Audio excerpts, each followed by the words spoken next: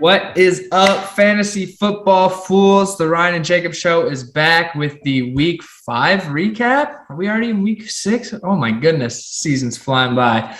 So we're here for the week 5 recap. But first, as always, we're going to get into this week's mini game. Looks like I have no winners on the board for myself, so I don't really care who wins. But Chewie and James, I think, are the only two that have multiple here. Johnny, Dom, and Matt have one. Yep. So let's do it. We're starting with the number 1. Got to win twice. Let's generate that number. All right, number 8. 2. 8, Can't do 2. Can't do 2. 5. 8, 5. 8, 4, 5.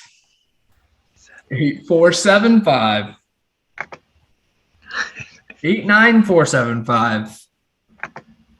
8. So Johnny. Wow. Another multiple winner. Johnny. Welcome to the multiple dub club in the mini game. Now we're getting down to the wire on that. The choices are getting slim.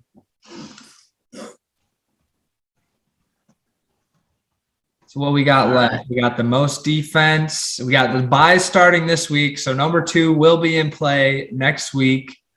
We got the highest point total with a loss, biggest blowout, longest rush reception, worst QB with a win, tight end points, most tight end points, least tight ends with a dub, and most receptions. The only ones left. Wow. All right. Yeah, that was. So Johnny won twice, I won twice, and Chewie's won once. So pretty exciting for the mini game. And I'm sure you guys have noticed I haven't been doing power rankings. I've been kind of entranced with the White Sox, but they have kind of been eliminated. So I should be picking that back up next week. So you guys should see power rankings next week in the usual time, Wednesday. But yeah, I'm sure people are wondering about the power rankings. But we will go to the first matchup, which is me and Dom. Again, so I actually went to the White Sox game on Sunday, so I literally watched 0 football on Sunday. I barely watched my fantasy cast. It was probably the best baseball game I ever went to, because that's the only game they won, and they scored like 12 runs.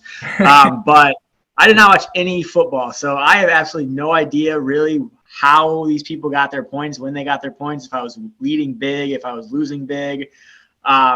But all I do know is Monday night it came down to a Rodrigo Blankenship field goal, 3 seconds left. I'm down by 2, 43-yarder, fucking missed it. And then Marquise Brown gets another touchdown to win the game, and I just kind of shut down after that. That was just a heartbreaking loss.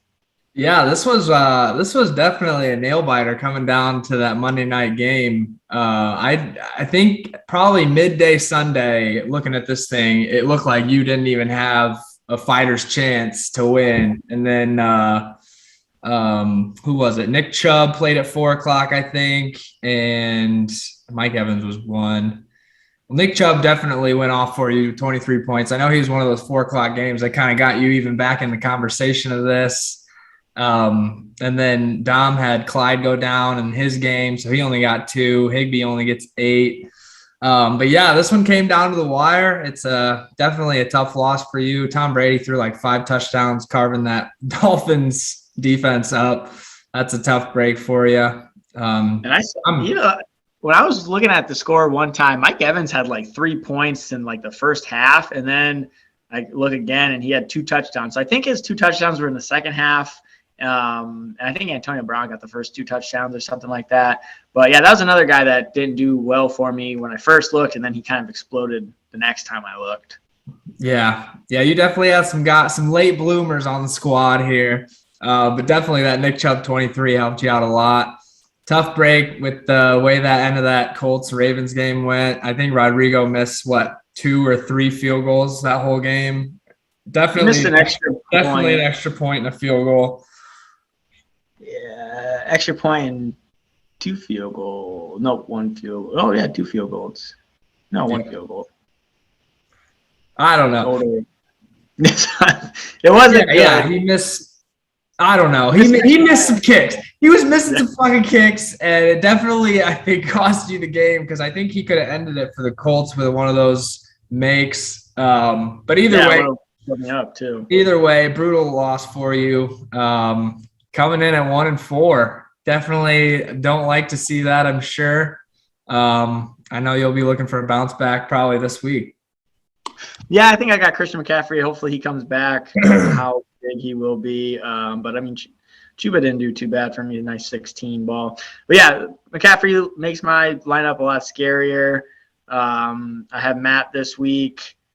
Kudos to Dom getting that win. I think he goes to 3-2. Yeah, 3-2, which is a pretty tight division in your race.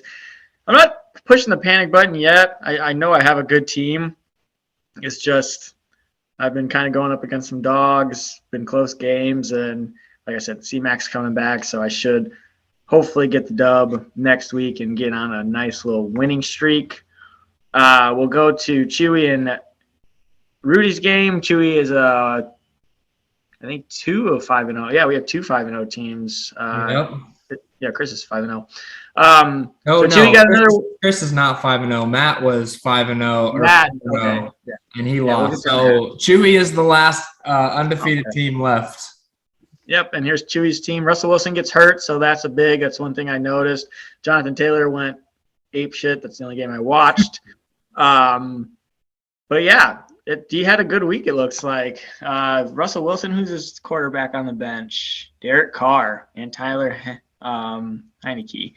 So be interesting to see what he does with the quarterback position. DJ Moore was quiet last game. That's probably his first single-digit score this year. He's been going crazy. Yep, first single-digit score. But he still gets 130 points. Whoops, my bad, guys. He still gets 130 points with a quarterback with less than 10 and his best receiver not doing anything. So that's a hell of a score. I think Chewie is doing very well in this league right now.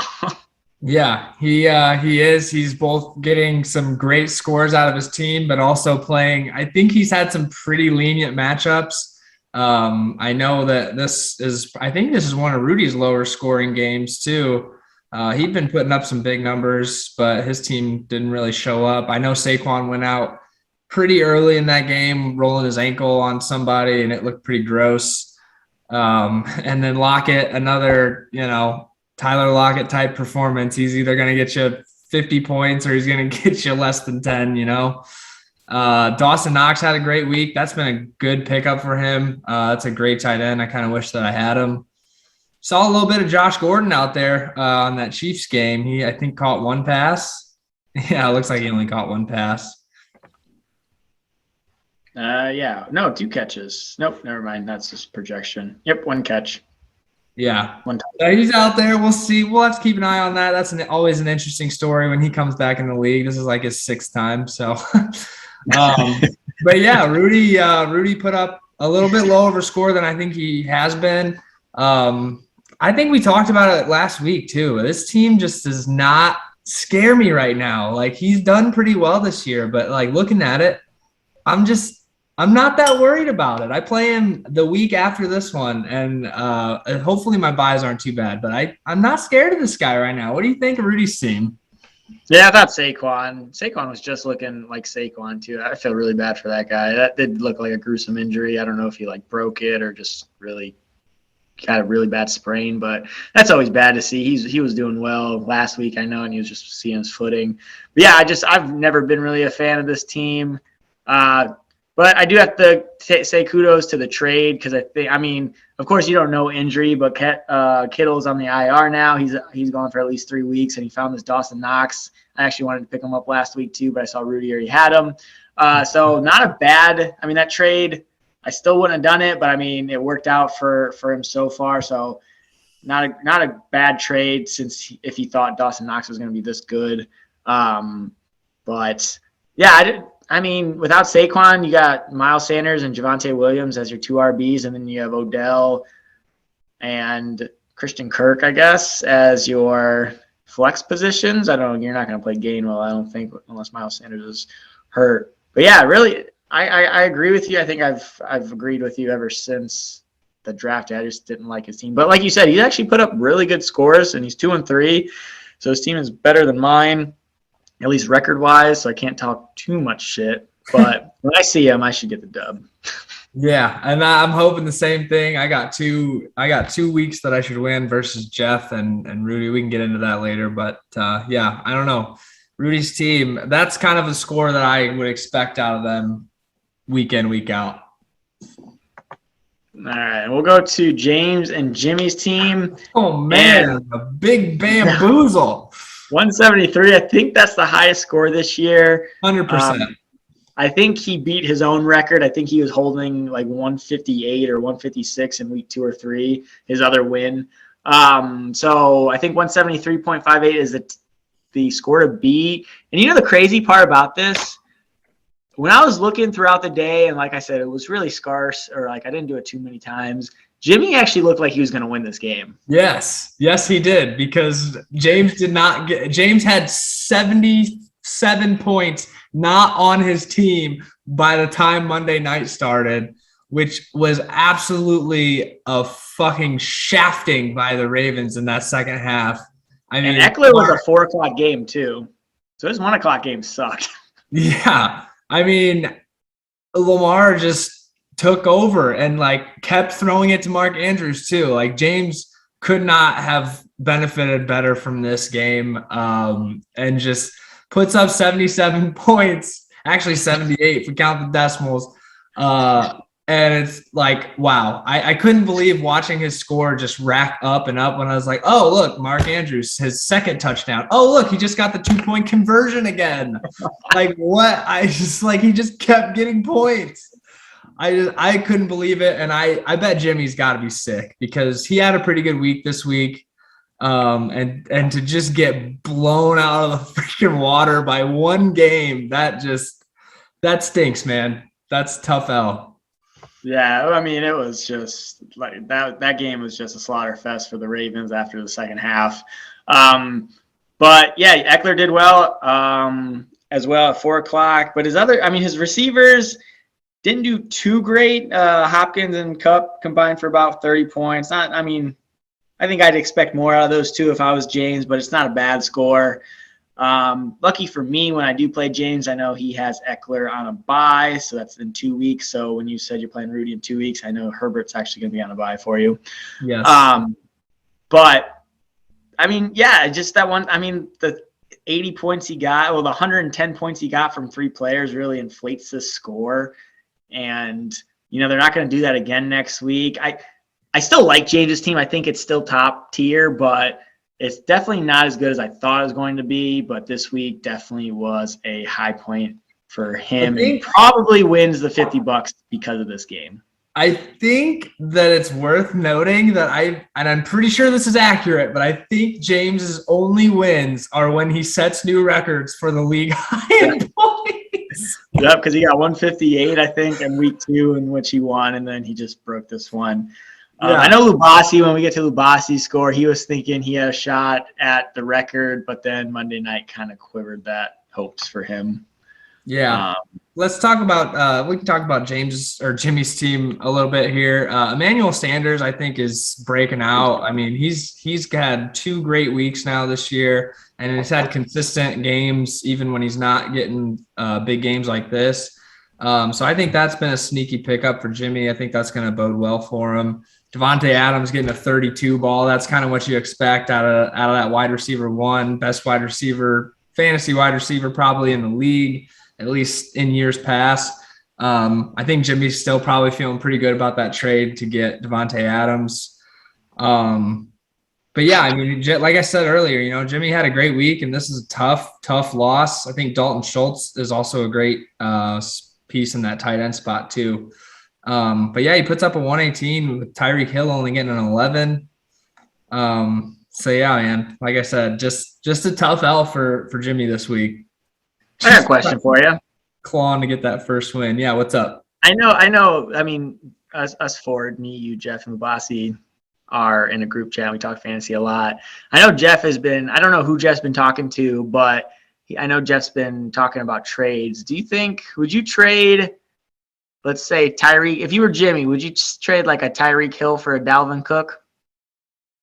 Because I look at this running back core. Damian Harris got a touchdown. I know that, but he hasn't looked that great. I think he went down in this game. I think he got hurt in some way. Yeah, he's questionable. So he might be. So okay, so that even like this makes it even more fun. So I mean, look at the first 2 weeks I had him. He had a lot of carries, but he has not had many carries after that. So an RB2 that you're going to put in your RB2, RB1 spot.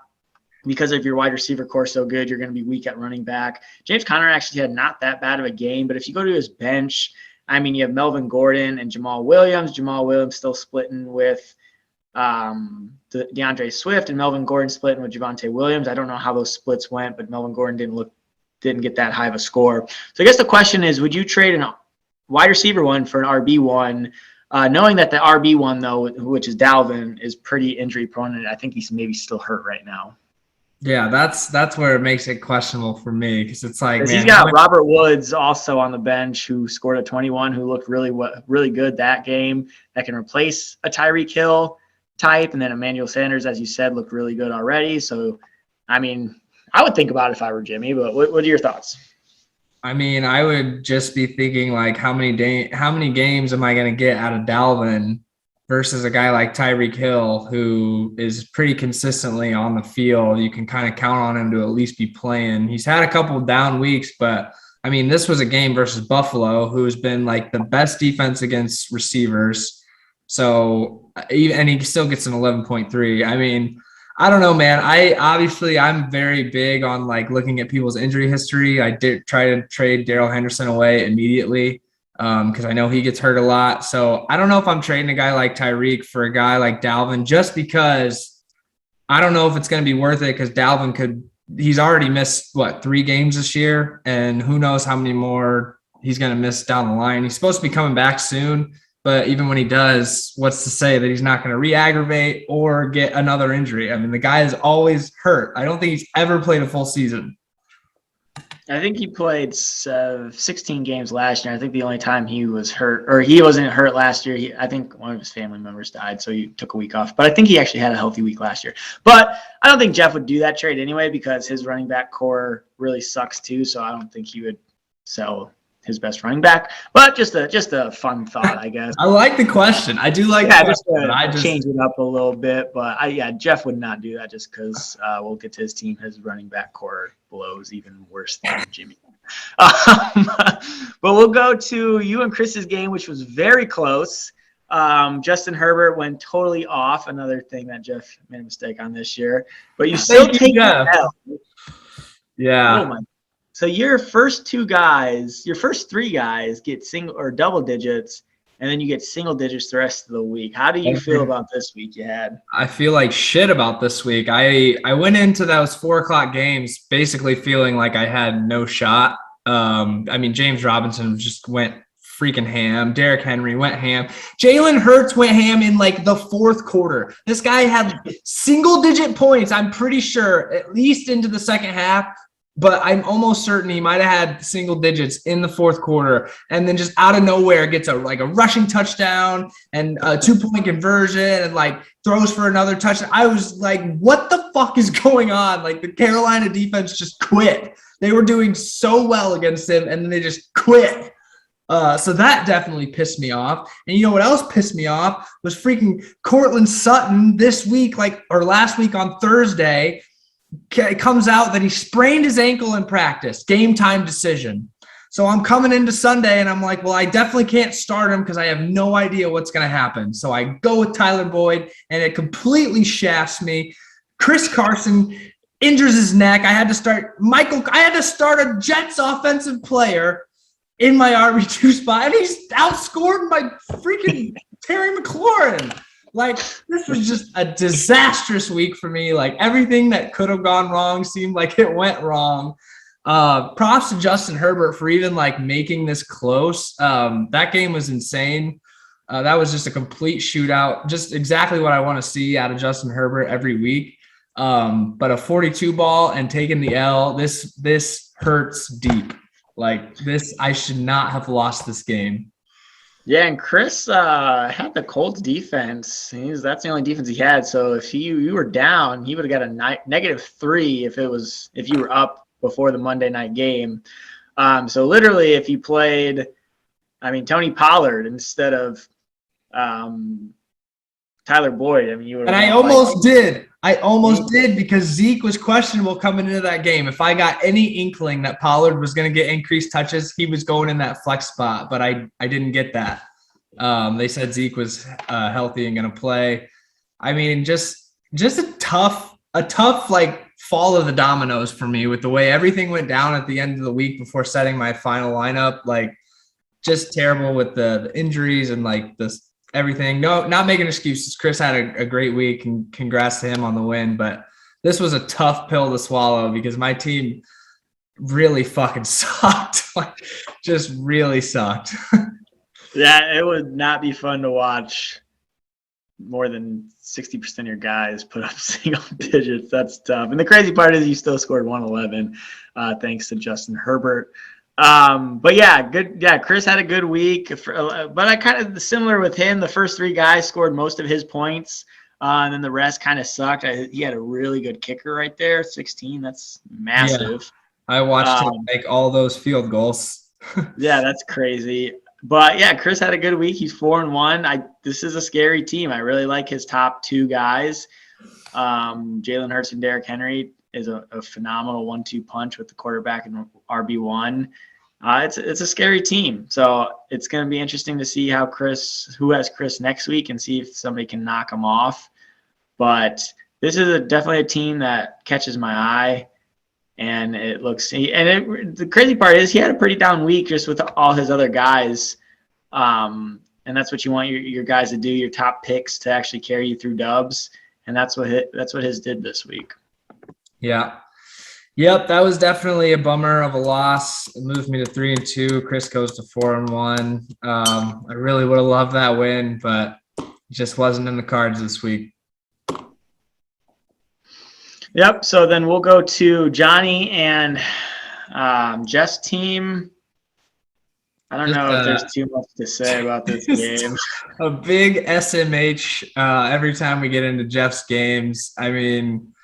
I really don't think he likes us talking about his games because it just makes us talk about his team. All right, well, let's talk about Johnny's team at least first. Jamar Chase, another insane week, but he caught yet another deep touchdown. It seems like that's what he needs to put up these big points. He needs that deep touchdown, but he's getting them. Like, he keeps getting them. Everyone's saying, like, he's this deep ball touchdown dependent, but he keeps getting deep ball touchdowns.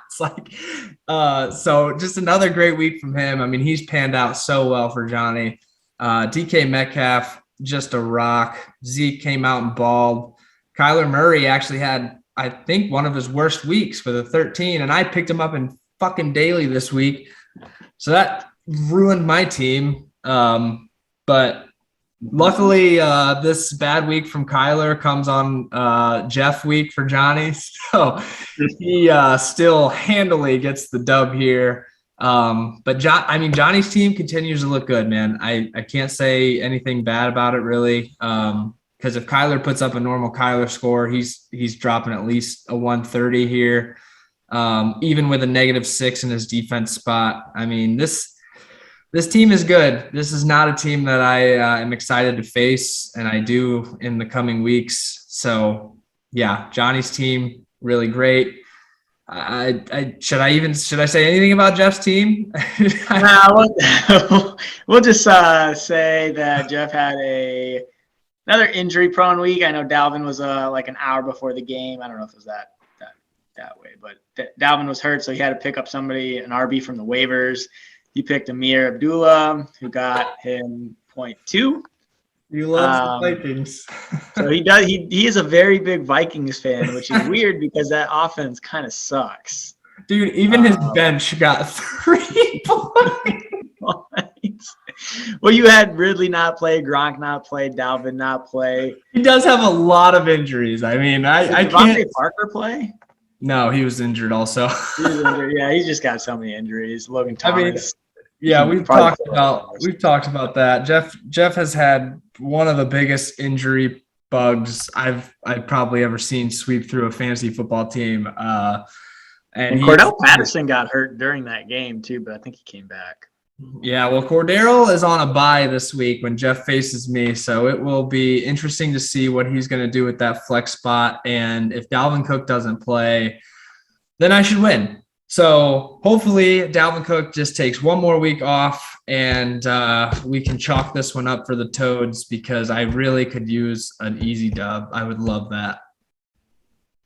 He was limited. I'm sure he'll play, but yeah, we'll see. I think he was limited in practice last week too, and he didn't play. But I think Dalvin would probably play. Hopefully he plays because I have Matt, and I don't want to see Madison out there.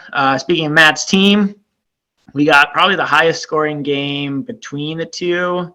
I don't know, James and Jimmy's team would be pretty. Yeah, that 170 kind of tips the scale. But this one was a lot closer, so it was pretty fun to watch if you were watching it on Sunday, because I don't know if they had any Monday games. But, I mean, Lubassi had his best week of the season so far. It was a good pickup on Damian Williams, or I don't think he picked him up. I think he stashed him a couple weeks ago, and it worked out for him, even though Kareem Hunt got 23.4. Yeah. But yeah, I mean, just a great game. But I mean, I think I said it this week, and I'm going to say it probably last week, and I'm going to say it every week that Stephon Diggs doesn't do anything. He has not looked good this year. I mean, not a number one wide receiver. Lubassi traded his number one wide receiver, Devontae Adams, for running back because his running back his running back core was weak. And you expect Stephon Diggs to put up similar numbers to Adams. You expect Adams to be more, but I mean, Josh Allen is just not looking his way. You touched on Emmanuel Sanders being more prevalent in the offense than Dawson Knox on Rudy's team is getting a lot of targets. So I don't know. Lubassi's team had a good week. Mike Williams looks really, really good. Kyle Pitts actually did something this week. First time he did anything this week. I like Lubassi's team, but it would be championship caliber if Stephon Diggs put up wide receiver one numbers. Imagine if he had traded Diggs instead of Adams in that same trade. He would be freaking rolling in it right now. Yeah. But yeah, a great week from Lubassi, like you said, his best week of the year, and he even made an interesting start putting Corey Davis in there. That guy, I think Lubassi knows, but Corey Davis does play for the New York Jets. So that was an interesting start. But to your point about Stephon Diggs, I mean, he's got a guy in Mike Williams who is putting up wide receiver one numbers. Stephon Diggs is obviously good enough for wide receiver two numbers. So you just flip flop that, get a nice flex in here. And this team's pretty fucking scary. I don't like Kyle Pitts putting up 22s now because that just elevates Lubassi's team that much more. That's 1 week though. I know, and it was versus the Jets too. But even so, it looks good. So yeah, I mean, look what it did to his score. I mean, obviously Mike Williams with 32 inflated it too, but I mean, if his team can fire on all these cylinders like this week in, week out, or at least somewhat close, then Lubassi's got himself a pretty solid team moving forward.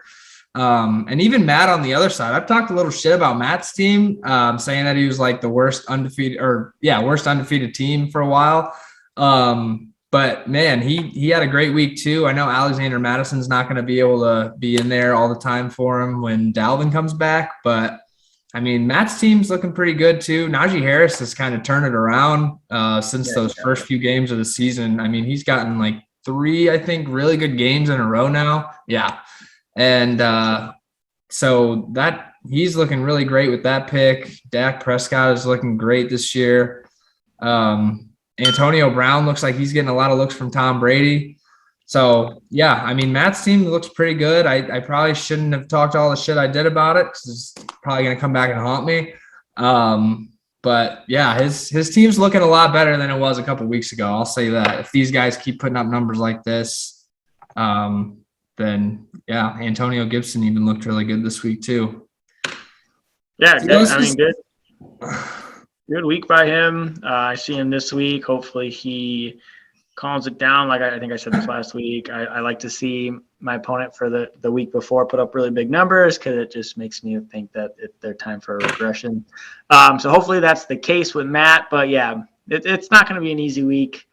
So it should be interesting to see. But we'll go to the standings. We can see only 1-5-0 that we mentioned, 2 4-1s, got a handful of 3-2s, 2s and 3s. And then I'm 1-4, and then we have 2 0-5 teams. So I don't think, I mean, it's going to be interesting to see this week. Hopefully Chewie and Chris can get losses in my division. I need to start seeing losses.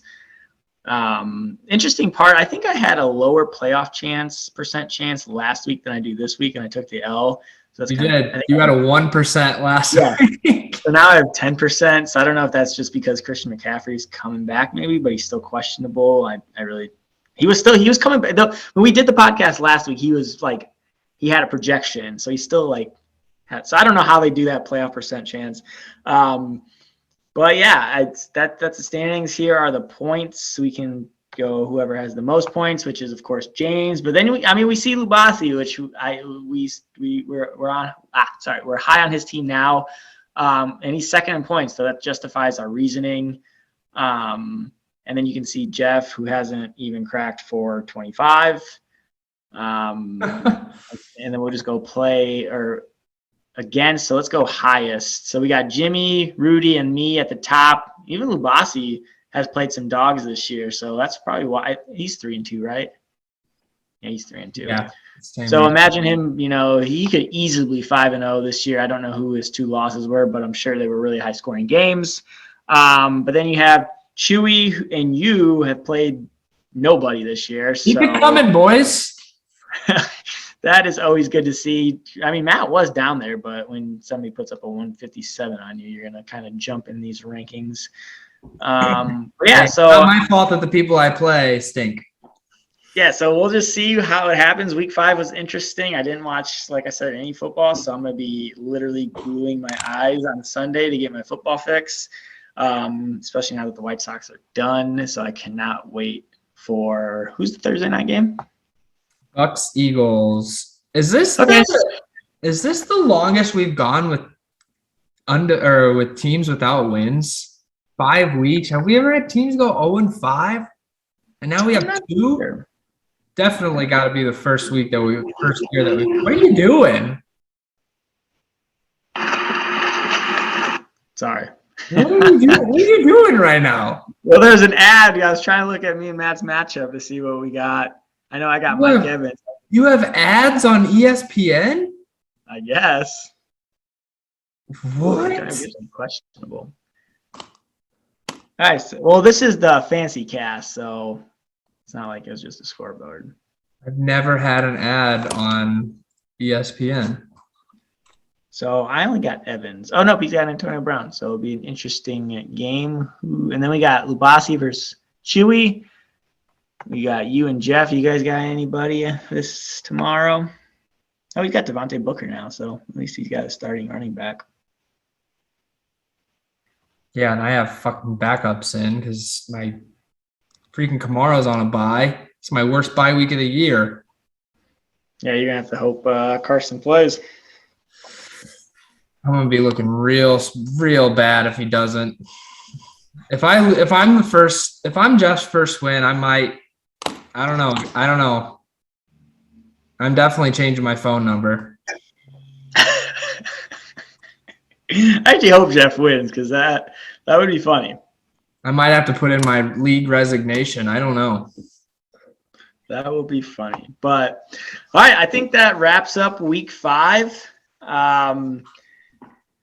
And this is looking forward to week 6. Hopefully Chewie gets his first loss because he is in my division. Again, we have 14 weeks in the regular season, so it is a week longer. So anyone who's 0-5, 1-4, I think me and Ryan were talking over the weekend or sometime. I think we were thinking like 6 to 7 losses gets you in like consideration of the playoffs.